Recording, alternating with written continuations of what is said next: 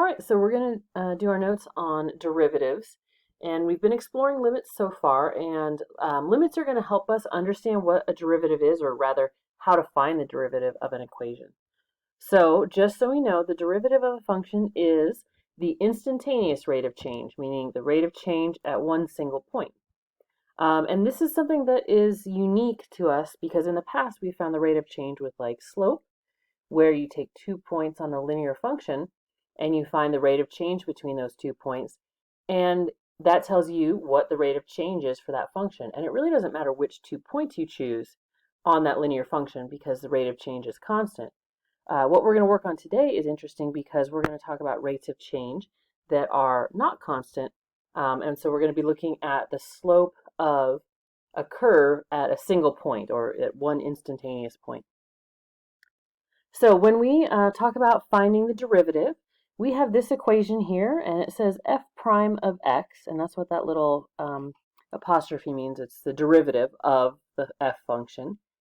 Can be written as the limit as h approaches 0 of f of x plus h minus f of x over x plus h minus x, which looks really kind of confusing, but we're going to break it down.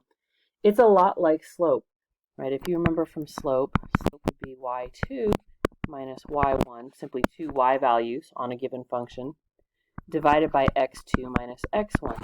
This is really the same sort of thing. The only difference is we're trying to take this at one single point, and you can't really do that with slope because if we used only one single point or the same point twice, we'd end up with 0 over 0, which is why we need to use limits to do this. Okay, so a little bit of vocab or understanding. We would say the derivative of x, and it would be represented by this. Sometimes you might hear it spoken as f prime. Other ways you might see it are y prime, or you might see dy, dx. These are things you may see in future classes or on some of our assignments. Okay, so if we're trying to understand sort of on a graph what this limit represents, let's say we have this kind of function here. We have a quadratic. And let's say we want to understand the instantaneous rate of change at this point right here on the graph. So we'd call that x and f of x. That's just a coordinate, an x and a y value. And the rate of that change, if we wanted to draw it right now, it would be the slope of just this line that we would say is tangent to the curve, meaning it only touches it at one point. It's sort of hard for me to represent graphically. But what we do in order to do this, since you can't really find a slope with just one single point, is we choose another point along this function, and we say, all right, we're going to call this x plus h. It's some distance away from our current point, h. Doesn't really matter what it is. And then it has its own output, f of x plus h. So it's just another coordinate on the graph. And if I were to do the slope of what this line is between these 2 points, this is called the secant line, you can see that it's an underestimation. It's not steep enough. And so we use the limit to say, all right, we're going to take points that are closer and closer. We're going to understand what's happening as h, or this distance here, approaches 0. So what if we put a point even closer? Then our h is a little bit smaller. What if we could make it almost infinitely small, so that it's just a tiny bit away? We would get a better approximation of what's going on here. So h is the horizontal distance.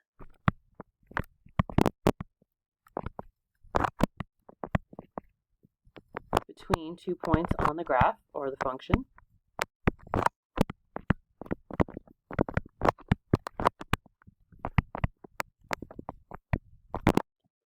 And then this limit as h approaches 0 represents our rate of change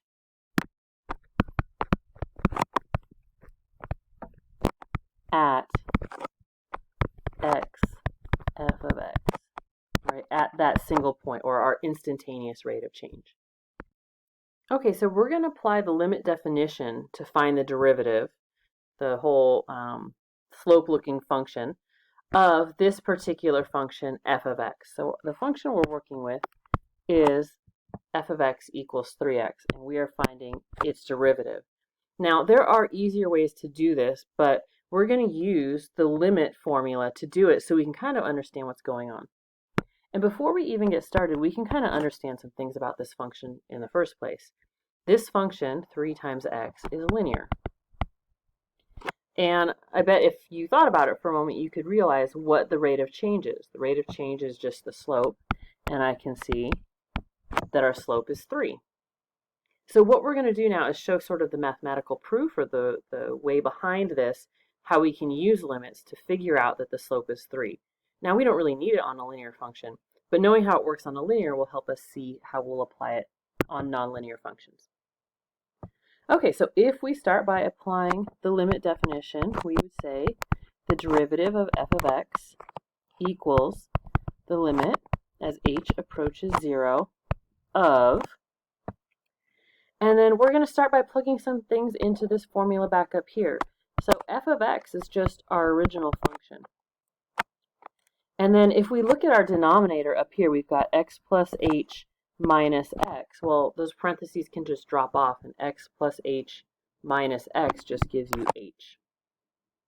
The only thing that's a little bit tricky here is trying to figure out what goes in this space right here. So it's just going to be this function that we originally had, and instead of x, I'm going to replace that with x plus h. Now, if you're looking at this and thinking, well, gosh, that seems really complicated. 1, it is. And 2, we're not really going to do anything like this to find derivatives for the rest of this unit, because we're going to show you another way to do this that's not as complicated, but you kind of have to see the long way around to appreciate the shortcut. All right, so we're going to keep simplifying this. So our limit as h approaches 0, and then I'm just going to clean up the numerator, so that'll be 3x plus 3h minus 3x over h. All right, so you probably see right away, look, that 3x and that negative 3x, those zero out. Wait a minute, I messed that up. I'm going to fix it. 3x plus 3h, thank you. And so this 3x and negative 3x zero out. There we go, that's better. And what we've got left over is the limit as h approaches 0 of 3h over h. Now, if you tried to plug in h right now, we'd have a problem. We'd have 0 over 0. That would be indeterminate. We can't really do that. But we do have some things that cancel here. So the h and the h cancel out, and we're just left with the limit as h approaches 0 of 3. Now, from our limits work in the past, we've talked about doing direct substitution. And on that prior step, we couldn't direct substitute into h because that would make us divide by 0. Here, when you go to substitute, there's not even anywhere to plug that h in. So our answer is simply 3. Now, that is a really long way around to say that the rate of change is 3 on this linear function when you already knew it. But the same process is going to apply when we start working with our next function, which is x squared. All right, so let's try that. The derivative of f of x equals the limit as h approaches 0. I'll start with the easy stuff. H goes on the bottom. This time our x squared is our function. That's our f of x. So I'm going to say minus x squared. And then remember, wherever there was an x in our original function, we're just replacing that with x plus h. So x plus h squared. All right, so let's just keep cleaning. And I'm going to say, okay, x plus h squared. Now, we don't just square each term. We have to FOIL that out. And when you do, you get x squared plus 2xh plus h squared. That's what we get when we do x plus h squared. And then that minus x squared is still there over h.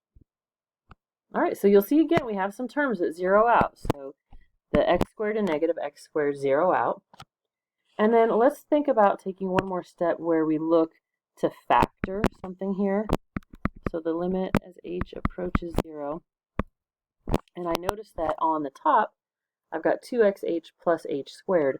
Both terms have an h, so I'm going to go ahead and factor that out. And then I get h plus 2x, or times 2x plus h. All right, so we're kind of where we were on the last one, where I can't do direct substitution right now, because I would get indeterminate form. But I can cancel these h's out. And when I do cancel these out, then I get the limit as h approaches 0 of 2x plus h. So now I can do direct substitution because when I plug in 0 for h, I get 2x plus 0, which is just 2x. Now, if you think about this, we're going to look at what this looks like, but this means that our derivative of x squared is 2x. And now that's different from what we got on our linear function. This function is nonlinear. In fact, it's quadratic. And depending on where you look on a quadratic function, the slope at one point is going to be very different depending on which point you're looking at. And so our derivative has a variable in it, and we are going to have to figure out what is the slope at a given point by using this derivative formula. So we'll start with f prime of 1.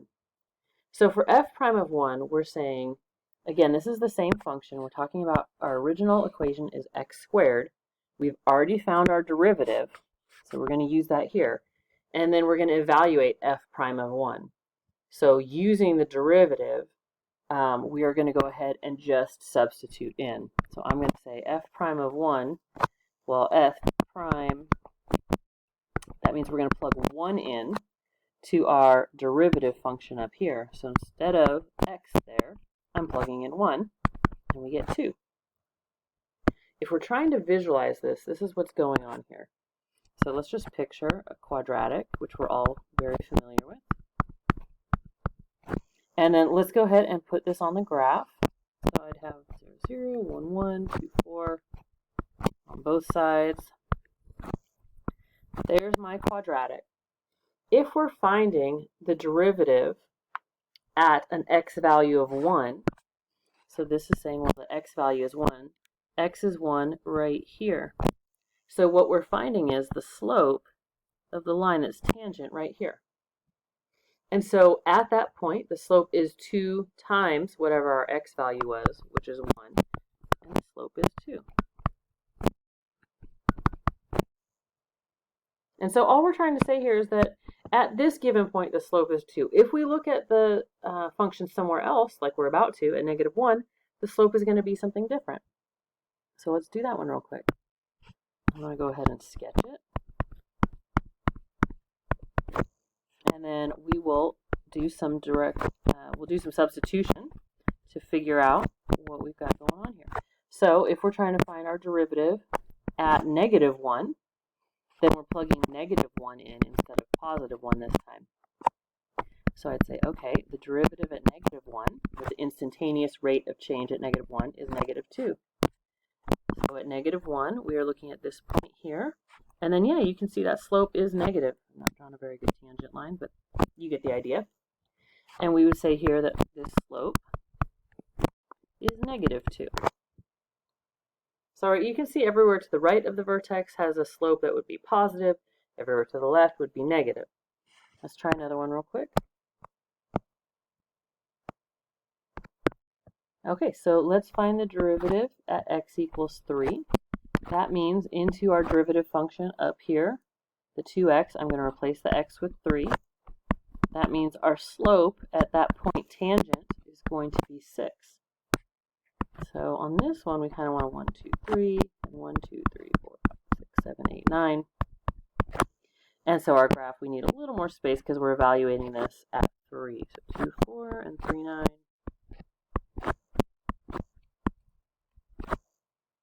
So there's our quadratic. And then we're looking at the slope this time over here at 3. And so you can see as we go this way, it gets steeper. And we would say that the slope here is 6. All right, let's look at one more point and then we'll kind of wrap it all up. If we look, all right, so let's evaluate the derivative at 0. So in this case, I would go ahead and plug in 0 to our derivative function, and that would be 2 times 0, which is 0. So looking at our graph, that would be right here. And what you notice right away is the slope of that line is obviously 0. We've got a horizontal line. And what's interesting is we can see that the slope is horizontal. And you might remember this from some of the things we've looked at on limits and graphs. The slope is going to be 0 at the top of a maximum or at the bottom of a minimum. So we can say that anytime the derivative equals 0, we're going to have some sort of max or minimum or an inflection point where things change. We can also say that when f prime is positive,